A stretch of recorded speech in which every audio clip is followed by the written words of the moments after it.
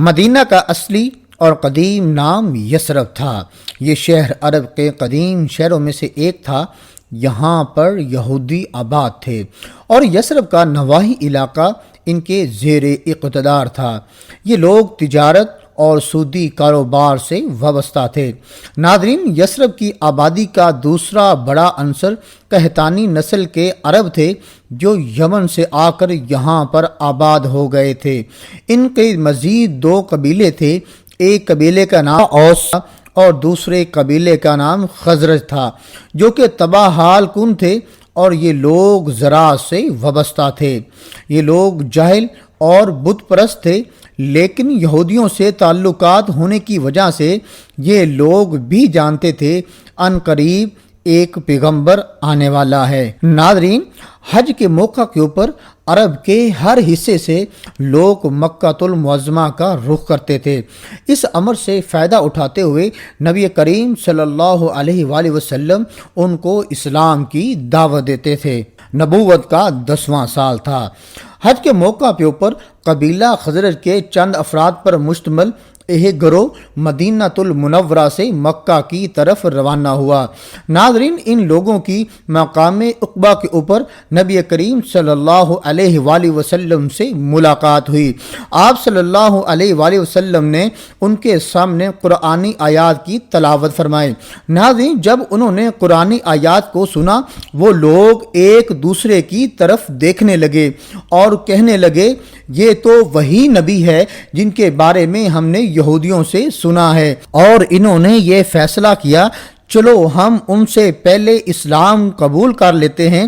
ناظرین، اس قبیلے کی افراد کی تعداد 6 کے قریب تھی اور مدینہ کے افق پر یہ اسلام کی پہلی کرن تھی۔ جب قبیلہ خزرج کے لوگ واپسی مدینہ پہنچے تو انہوں نے وہاں جا کر اسلام کا چرچا شروع کر دیا۔ ناظرین، اس سے فائدہ یہ ہوا کہ اگلے سال مقام عقبہ پر 12 آدمیوں نے آپ صلی اللہ علیہ وآلہ وسلم سے ملاقات کی اور انہوں نے اسلام قبول کیا۔ ناظرین، اسے تاریخ اسلام میں بیعت عقبہ اولیٰ کہا جاتا ہے۔ جب آپ صلی اللہ علیہ وآلہ وسلم نے یہ محسوس کیا کہ مدینہ المنورہ کے اندر اسلام پھیل رہا ہے تو آپ نے حضرت مصعب بن عمیر کو مؤلف بنا کر قبیلہ خزرج کے ساتھ مدینہ بھیج دیا۔ ناظرین، اس کی وجوہات یہ تھیں کہ اہل مدینہ کو پیغام الہی سے روشناس کرایا جائے، اور اس کی دوسری بڑی وجہ یہ تھی کہ مسلمانوں کی تربیت کی جا سکے۔ ناظرین، جب حضرت مصعب بن عمیر مدینہ المنورہ پہنچے تو انہوں نے اسلام کی تبلیغ کرنا شروع کر دی، جس کا سب سے بڑا فائدہ یہ ہوا قبیلہ اوس کے سردار سعد بن معاذ نے اسلام قبول کر لیا، جس کی وجہ سے یہ سارا قبیلہ مسلمان ہو گیا۔ ناظرین، نبوت کے 12ویں سال 72 آدمیوں نے آپ صلی اللہ علیہ وآلہ وسلم سے مقام عقبہ پر ملاقات کی اور ان سب لوگوں نے اسلام قبول کر دیا۔ حضرت عباس بھی اس موقع پر موجود تھے اور وہ لوگوں سے کہنے لگے، آپ صلی اللہ علیہ وآلہ وسلم اپنے خاندان میں سب سے معزز اور محترم ہیں۔ اب وہ تمہارے پاس مدینہ المنورہ جانا چاہتے ہیں۔ اگر تم مرد دم تک آپ صلی اللہ علیہ وآلہ وسلم کا ساتھ دے سکو تو ٹھیک ہے، ورنہ آپ ابھی بھی جواب دے سکتے ہو۔ ناظرین، اس دوران ابو الہیثم نامی ایک شخص بول اٹھا، یا رسول اللہ، ہمارے اور یہودیوں کے درمیان ایک معاہدہ ہے جو اس بیعت کے بعد ٹوٹ جائے گا۔ کہیں ایسا نہ ہو کہ غلبہ اسلام کے بعد آپ ہمیں چھوڑ جائیں اور ہم مدینہ المنورہ میں اکیلے رہ جائیں۔ ناظرین، اس دوران آپ صلی اللہ علیہ وآلہ وسلم نے جواب دیا، تمہارا خون میرا خون ہے، تم میرے ہو اور میں تمہارا ہوں۔ آپ صلی اللہ علیہ وآلہ وسلم نے انتظامی امور کے لیے 12 نقیب مقرر کیے، جن میں 9 افراد قبیلہ خزرج سے لیے گئے اور 3 قبیلہ عدد سے تعلق رکھتے تھے۔ کفار مکہ نے جب دیکھا کہ مسلمان ہجرت کر کے ان کے شکنجے سے نکلتے جا رہے ہیں تو کفار نے نعوذ باللہ آپ صلی اللہ علیہ وآلہ وسلم کو قتل کرنے کا بھیانک منصوبہ تیار کیا۔ ناظرین، ایک اجلاس منعقد کیا گیا جس میں عرب کے قبائل کو دعوت دی گئی۔ دیر تک بحث جاری رہی۔ اس دوران ابو جہل نے ایک رائے پیش کی، کیوں نہ ہم سارے قبائل سے ایک ایک فرد کا انتخاب کریں، پھر سب مل کر نعوذ باللہ آپ صلی اللہ علیہ وآلہ وسلم کو قتل کریں گے۔ اس طرح قتل کی ذمہ داری سارے قبائل پر ہوگی اور قبیلہ بنو ہاشم اکیلے سارے قبائل کا مقابلہ نہیں کر سکیں گے۔ ناظرین، اس رائے پر اتفاق ہو گیا اور اسی وقت کشانہ نبوت کا محاصرہ کر لیا گیا۔ منصوبہ قتل سے بہت پہلے عام مسلمانوں کو مدینہ کی طرف ہجرت کا حکم دیا جا چکا تھا اور اکثر صحابہ ہجرت کر چکے تھے، لیکن آپ صلی اللہ علیہ وآلہ وسلم ابھی تک مکہ میں ہی تھے اور آپ صلی اللہ علیہ وآلہ وسلم کے حکم پر حضرت ابو بکر اور حضرت علی بھی مکہ میں ہی تھے۔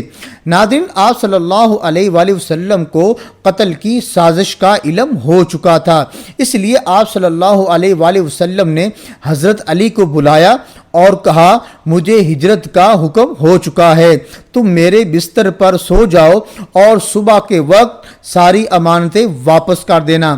ناظرین، رات کا وقت تھا، کفار مکہ آپ صلی اللہ علیہ وآلہ وسلم کے گھر کا محاصرہ کر رکھا تھا۔ سخت پہرے کے باوجود آپ صلی اللہ علیہ وآلہ وسلم گھر سے نکلے اور حضرت ابو بکر کے گھر پہنچے۔ ناظرین، حضرت ابو بکر پہلے ہی اس راز سے باخبر تھے اور سفر کے لیے تیار بیٹھے تھے۔ آپ صلی اللہ علیہ وآلہ وسلم اور حضرت ابو بکر رات کے وقت مکہ سے روانہ ہوئے۔ آپ صلی اللہ علیہ وآلہ وسلم نے آخری بار مکہ کی طرف دیکھا اور فرمایا، مکہ، تو مجھے ساری دنیا سے عزیز ہے، لیکن تیرے فرزند مجھے رہنے نہیں دیتے۔ آخرکار آپ صلی اللہ علیہ وآلہ وسلم مکہ سے روانہ ہوئے اور راتوں رات غار ثور میں پہنچ گئے۔ ناظرین، جو مکہ سے 3 میل دور کے فاصلے پر واقع تھی۔ جب صبح کے وقت سورج کی بنفشی رنگ کی لہریں زمین کے افق پر پڑتی ہیں تو کفار مکہ کو معلوم ہوا آپ صلی اللہ علیہ وآلہ وسلم کے بستر پر حضرت علی سوئے ہوئے ہیں۔ کفار نے آپ صلی اللہ علیہ وآلہ وسلم کو تلاش کرنا شروع کر دیا اور ناظرین، تلاش کرنے والے کے لیے 100 اونٹ بطور انعام رکھا گیا۔ ایک متلاشی غار ثور کے دہانے پر پہنچ گیا تھا، لیکن اس کو غار کے اندر دیکھنے کی توفیق ہی نہیں ہوئی اور وہ وہیں سے واپس چلا گیا۔ آپ صلی اللہ علیہ وآلہ وسلم 3 دن تک اسی غار میں مقیم رہے۔ اس دوران حضرت ابو بکر صدیق رضی اللہ تعالی عنہ کے بیٹے عبداللہ آپ کو کفار کے منصوبوں سے آگاہ کرتے تھے اور عبداللہ کا ایک غلام آپ صلی اللہ علیہ وآلہ وسلم کو بکریوں کا دودھ پہنچاتا تھا۔ ناظرین، آخرکار چوتھے روز آپ صلی اللہ علیہ وآلہ وسلم اپنی منزل مقصود کو روانہ ہوئے۔ اس دوران ایک شخص نے آپ صلی اللہ علیہ وآلہ وسلم کو دیکھ لیا تھا جس کا نام صرافہ بن جہشم تھا۔ یہ آپ صلی اللہ علیہ وآلہ وسلم کی طرف بڑھا، لیکن اس کے گھوڑے نے ٹھوکر کھائی اور یہ نیچے گر گیا۔ ایک دفعہ یہ پھر گھوڑے پر سوار ہوا اور آپ صلی اللہ علیہ وآلہ وسلم کی طرف بڑھنے کی کوشش کی، لیکن اس وقت اس کا گھوڑا آدھا زمین میں دھنس چکا تھا۔ آخرکار آپ صلی اللہ علیہ وآلہ وسلم سے اس نے امان طلب کی اور واپس لوٹ گیا۔ ایک بار پھر آپ صلی اللہ علیہ وآلہ وسلم نے دوبارہ مدینہ کا رخ کر لیا۔